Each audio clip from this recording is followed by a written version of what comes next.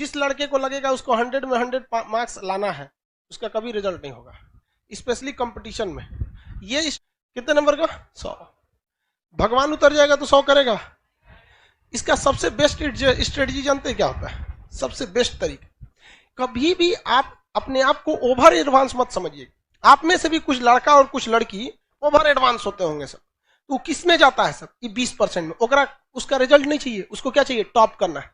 जिस लड़के को लगेगा उसको 100 में 100 मार्क्स लाना है, उसका कभी रिजल्ट नहीं होगा, स्पेशली कंपटीशन में। ये स्ट्रेटजी बोर्ड में काम करती है। जब आप बोर्ड के एग्जाम दे रहे हैं, 10th में, मैट्रिक में, इंटर में, वो बीएससी एमएससी, उसमें काम करती है। सपोज करो कि आपका 100 नंबर का क्वेश्चन आ रहा है। कितने नंबर का? 100।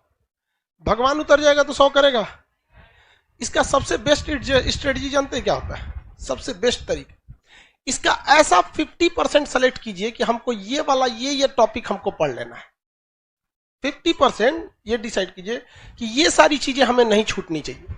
क्योंकि एग्जाम में जब क्वेश्चन को एग्जामिनर बनाता है ना, तो उसको ऐसा नहीं है कि पागल है उठा और आके क्वेश्चन बना के चल दिया।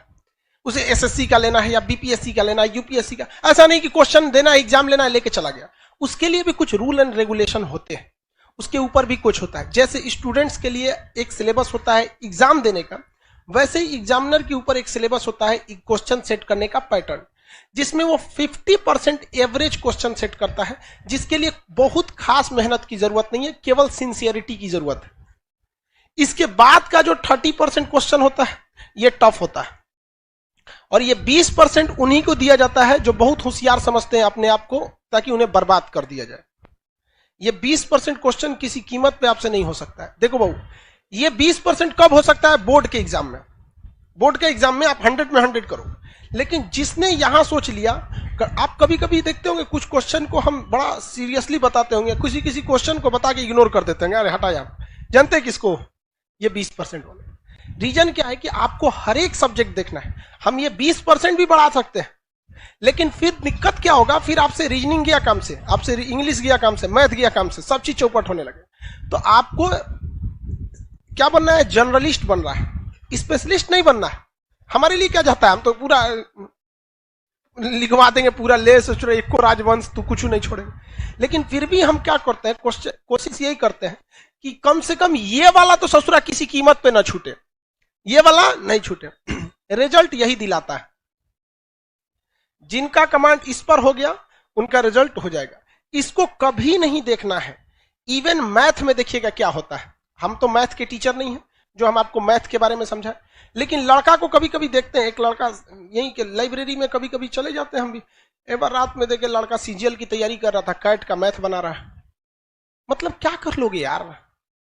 20% वाले में जाओगे, इसमें जाओगे ना, 100 में 100 लाओगे यहाँ पे। बाकी इंग्लिश चौपट होगा, फिर टीयर 1 में रीजनिंग और जीएस चौपट हो जाएगा, रीजनिंग चौपट हो जाएगा। तो कभी भी आप अपने आप को ओवर एडवांस मत समझिए।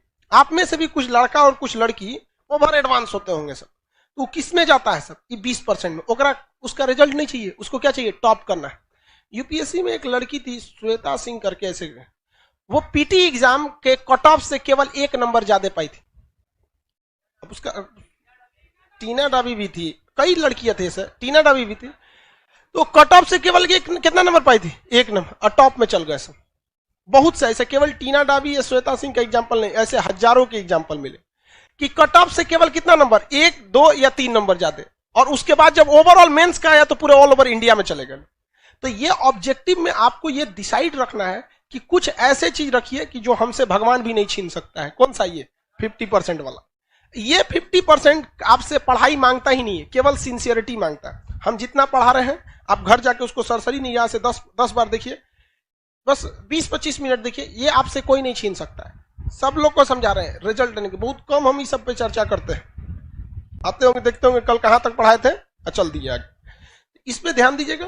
उसके बाद मेहनत इसे करना है। इस वाले कुछ ऐसा क्वेश्चन आता है ना कि कभी कभी देख के सोचना हमारा दिमाग जल जाता है, अजीब टाइप का क्वेश्चन पूछ देता है यहाँ पर। तो कौन सा है? 20%। उसमें कभी मत पढ़िएगा। किसमें पढ़ना है आपको? ये दोनों। ये तो सब लोग को आता है मार्क्स। कोनो एग्जाम में बैठिएगा, आपको ऐसा थोड़े 0 पाके आइएगा, लगभग तो इतना ही आएगा। इस सब में ध्यान से लेके पढ़ना है। तो जितना आपका मटेरियल है या जो हम पढ़ाते हैं तो हम भी इसी को ध्यान में रख के पढ़ाते हैं। जब आप यहां तक पढ़ाई कर रहे होते हैं तो यहां बहुत मजा आता है, जब इसमें घुसते हैं तो थोड़ा दिमाग लगाना पड़ता है, और जब इसमें घुसते हैं तो बोरिंग लगने लगता है। क्या लगने लगता है? बोरिंग। तो ससुरा ये हमारा फेलो करा रहा है, पढ़ाई को बोरिंग भी बना रहा है। तो हमको भी गम ने मारा, तुमको भी गम ने मारा, इस गम को मारे डालो। समझ आ गया कि नहीं है? इसको बर्बाद कर दो, इसको छोड़ना नहीं है। आप लोग से कभी कभी कोई क्वेश्चन नहीं बने तो घबराना है। अब वो भी देखना है कि वो 20% वाला है कि 50% वाला में गड़बड़ हो जा रहा है। अब अगर कोई पूछ दे आपसे कि हर्षवर्धन को किसने पराजित किया, आपको कहेगा यार पुलकेशिन द्वितीय नहीं पता है सर, तो बोलबे किए थे 20% नहीं आता है। अरे यार लेवल भी तो ध्यान रखो, वो 50% वाला में से है, हाँ? उसको तो आपको हर हाल में पता होना चाहिए।